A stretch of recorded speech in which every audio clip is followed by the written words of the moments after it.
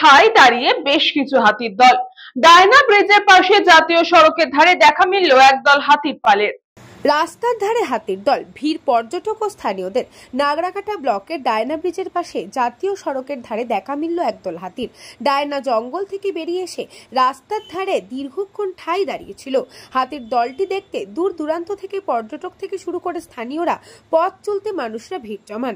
অনেকে মোবাইল ক্যামেরায় সেই বিরল দৃশ্য বন্দী করেন। ঘটনার খবর পেয়ে দ্রুত ঘটনাস্থলে পৌঁছয় ডায়না রেঞ্জের বনকর্মীরা। তারা হাতির দলটিকে জঙ্গলের গভীরে ফেরানোর চেষ্টা শুরু করেন। তবে হাতির দল রাস্তার ধারে দাঁড়িয়ে থাকায় কিছুক্ষণের জন্য জাতীয় সড়কে যান চলাচল বন্ধ থাকে।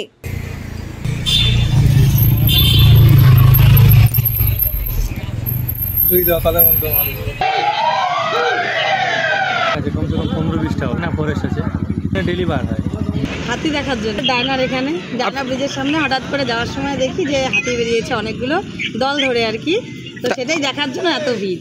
25-30টা আছে। কোথায়? এই ডায়না রেঞ্জের ফরেস্ট। আধা ঘন্টা ভালোই আছে। এই চারদিকে টোটাল মিলা যা দেখছি মোটামুটি 30-35টা হবে। হ্যাঁ 31 নম্বর। 31 নম্বর। বলছি এত ভিড় কিসের এখানে? জলপাইগুড়ি থেকে খাদিমুল ইসলামের রিপোর্ট, নিউজ বঙ্গ time. St. Augustine's Day School, Barrackpur.